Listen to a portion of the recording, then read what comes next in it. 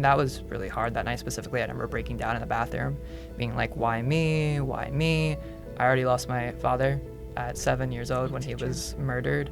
So losing my mom 5 years after that is hard. I did take time to grieve, but it was also a bit freeing. I felt like this was my opportunity to try to branch my wings off and fly. My last name is Sparrow, so I was trying to take flight, Correct me if I'm wrong, but did you graduate from high school with a 3.9 GPA? Honestly, I know I deserve the fruits of my labor, so I put in as much work as possible into doing the best I can, and that's a lot of where my resilience comes from, just knowing that I deserve the best for myself, so I have to do the best for myself. My father believed not in homeschooling, but unschooling. So I learned based off the environment that's around me. So if I see a cloud that looks different, I would just look it up on Google, and that was pretty much my education. What was therapy like for you? Therapy definitely helped me realize I have a sense of self. What really matters are the resources and the people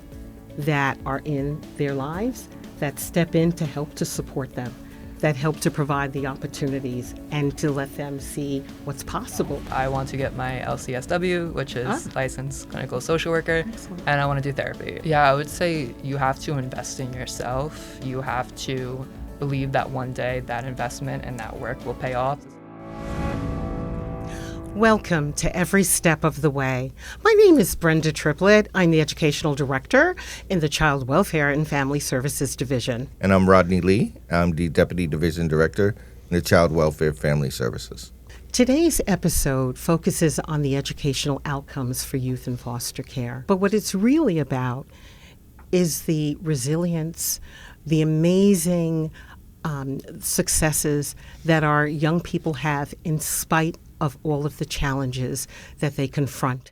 Today, we're really blessed to have two remarkable young ladies, Kimberly Mercedes, who's at Hunter College pursuing a degree in psychology, and also Tauryian Sparrow, who also has been remarkably resilient and has dealt with grief and challenges and found a way to lean into the supports that have helped to push her forward. Now, Kimberly, correct me if I'm wrong, but did you graduate from high school with a 3.9 GPA? You didn't just, survive. What gave you the motivation to stay on track and to be able to focus? Yeah, so I knew from an early age that college was the way forward for me, and I knew to get into college and to get into a good college, I needed to do good in high school. So most days I came home, studied. If I wasn't studying, I was doing homework.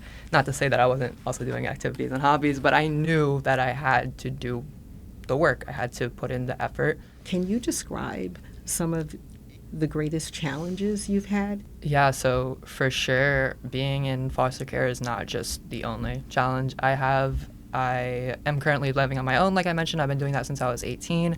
That in itself is a hard thing to do, moving out the month I turned 18.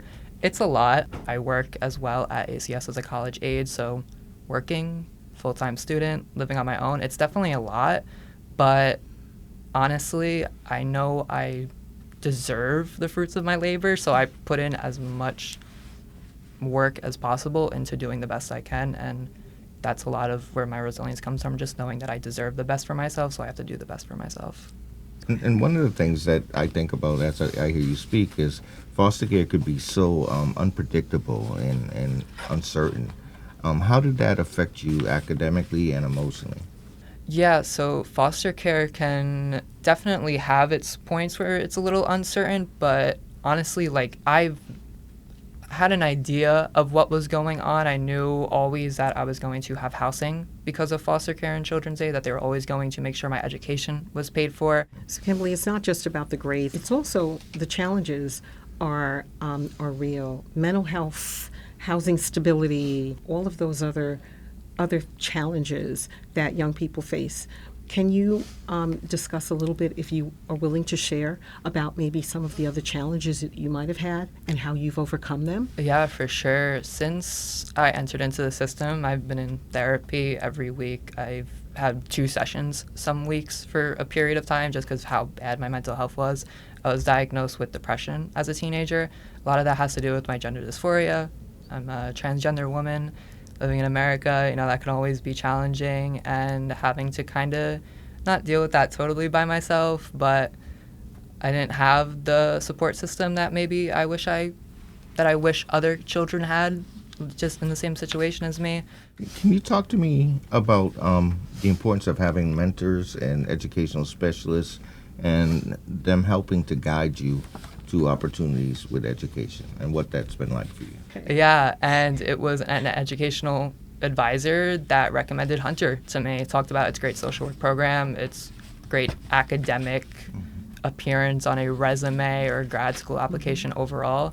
I ended up getting accepted into the scholars program there. I'm currently in the honors program there. Thank you. Wow. Kimberly's an example of an amazing possibilities that young people can do if they have the right support, guidance, and resources. Can you tell me how it feels to get that support? It feels great. I love where I'm at right now, and ultimately, if it wasn't for children's aid, foster care, college choice, I would not be where I am right now. And although that's been a very hard journey, and I'm not saying it has been easy, I am saying that I like where I am current day right here in this room, and I like what my future looks like. So, Kimberly, there are a lot of young people who will probably view this podcast, and what advice would you give young folks in foster care who may be struggling with some of the same issues? And what kind of motivating advice can you give them? Yeah, I would say you have to invest in yourself. You have to believe that one day that investment and that work will pay off, the same way I believed that getting a 95 on a test in 10th grade might have not meant the world at that moment, but it meant that in 2 years from now, when college applications were coming up, that my GPA was going to be high. I was going to be attractive to colleges, and therefore I was going to be able to get dorming and housing. And that was ultimately everything I ever wanted. So you have to put in that work. You have to believe. And so Tauryian Sparrow is another remarkable young lady who has a very different story, but has some of the same themes. The importance of being resilient, survival, and pushing through. Tauryian has been so confident and independent, and you have actually redefined what success means to you. Not what it means to other people, but what does it mean to you? Can you talk about that? Of course. So success for me is just being able to accomplish. It could be something as minute as a little goal you had in mind, like learning how to knit. That might be small, or something major, like just getting yourself out of a certain situation. So with me, I feel like this started like around 2018. Prior to that, my father did pass away from cancer, and I was living with my stepmother and my 3 half-sisters.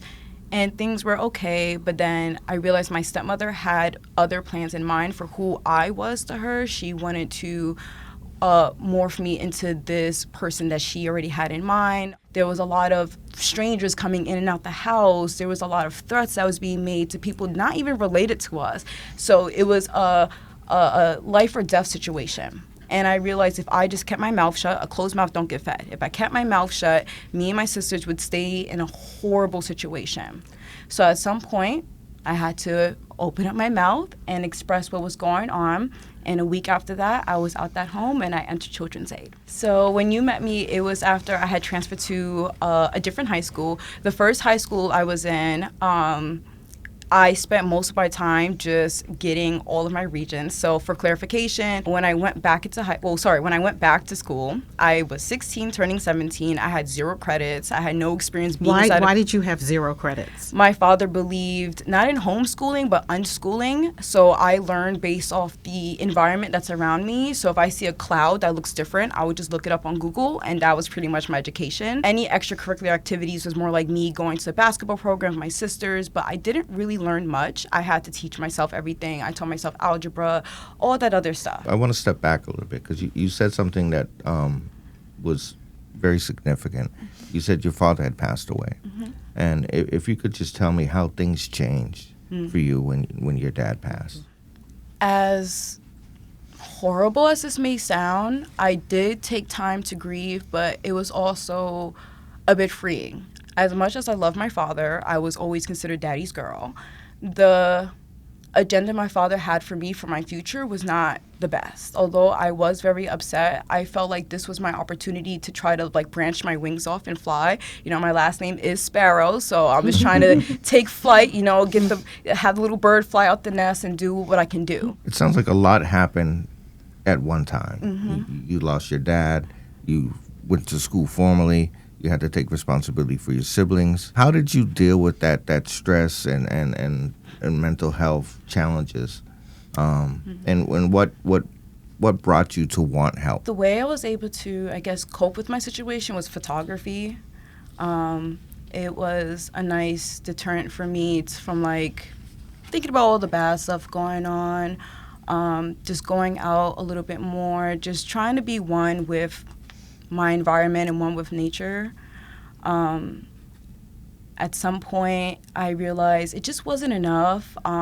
It was just a mask, just kind of hiding everything that was truly going on, just taking pictures of something that looked beautiful, because I know once I stepped inside my house, it was just not the best. Holes in the wall, getting yelled at. It was just not really pleasant. And what was therapy like for you? At first, my parents, or specifically my father, had this huge stigma about everything, that therapy wasn't really going to help me with my mental health. Everything was very parroted, robotic. For me, I kept that mentality because that's all I was surrounded by. But once I realized I was provided amazing advice, breathing techniques, everything I needed to do to not only process what was going on, but learn how to cope or move on from it, or just accept that, yes, this did happen, but this does not affect who I am as a person.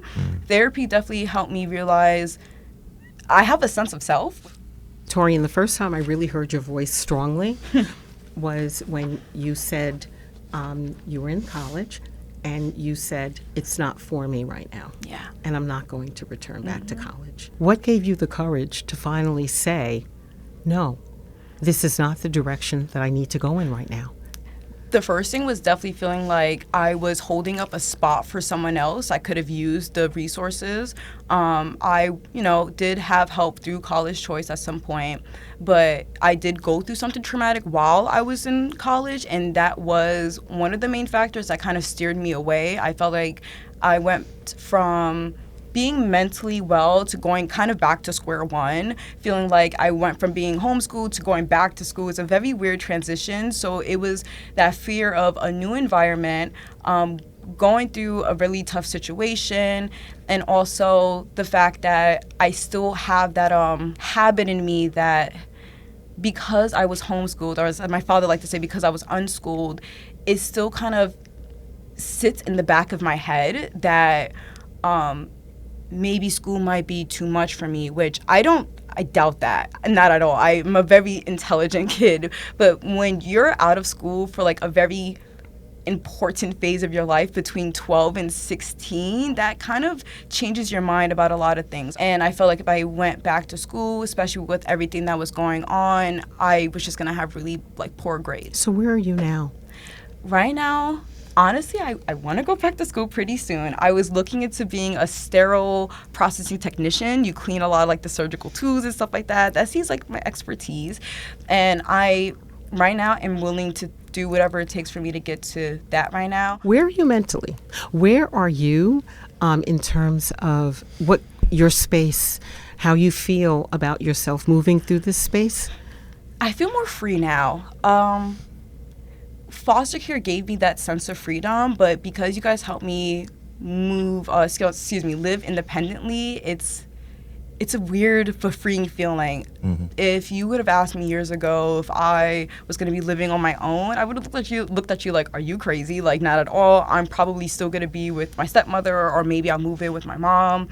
But the fact that I'm kind of living on my own and I'm sustaining myself and I'm holding down 2 jobs, that's It's a lot. Yeah, it is a lot. I'm doing good. Also, I will thank Children's Aid for that as well. I am a school disability case aide. I do help out youths that are in care, with transportation. And I feel like because Children's Aid provided me with so much help, like the least I can do was also give back. Mm-hmm. Can you tell me what it was like going from being very isolated and not getting support and having to take care of your siblings and having to transition into school and to deal with all of that mental health things that you were experiencing, to finally being in a place where people were checking on you and people were trying to support you and people were giving you options and choices. Can you tell me what that transition was like for you?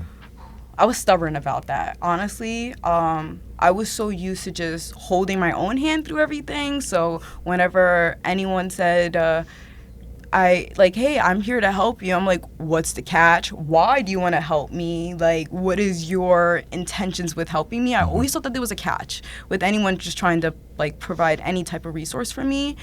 And it took a lot.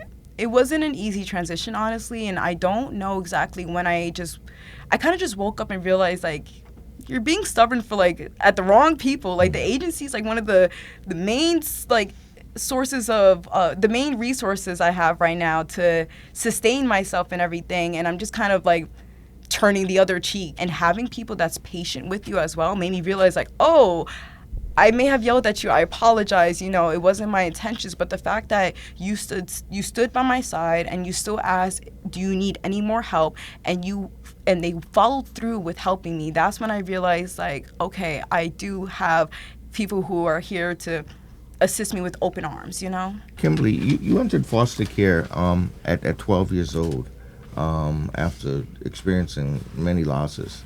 What do you remember about that? I actually remember the night it happened. I remember everything about that night. I remember being at basketball practice and coming back and having my family kind of be like, your mom didn't call you, right? You haven't spoken to your mom today or anything. And kind of from that point on, I stayed with my aunt for the next couple months. And that was really hard that night specifically. I remember breaking down in the bathroom, being like, why me? Why me? I already lost my father at 7 years old when he was murdered. Losing my mom 5 years after that is hard. In addition to the loss of my parents, I also knew from a young age that I was transgender. I maybe didn't know that exact term, but I knew there was something definitely up from the age of 7, actually around that same age that my father passed away. I remember looking at a Disney princess outfit for the first time and being really envious of the woman wearing it.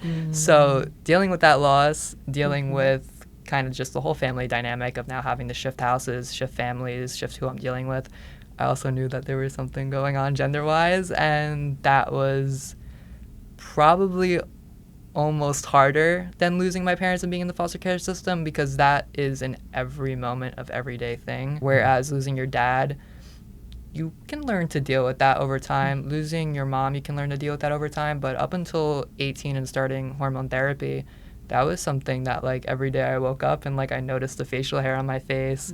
I noticed the way certain features stood out. I noticed the way certain features stood out. And yeah, that was almost just as hard at that time period. What kind of supports did you have, Kimberly, that helped you to come out? So my grandmother was supportive. Actually, she has been by far the most supportive family figure. She brought me makeup for the first time. She brought me my first set of clothing, yeah. And she still, to this day, I call her every night and we talk. And it's great having that. Kimberly, earlier you had mentioned that you're excited about your future.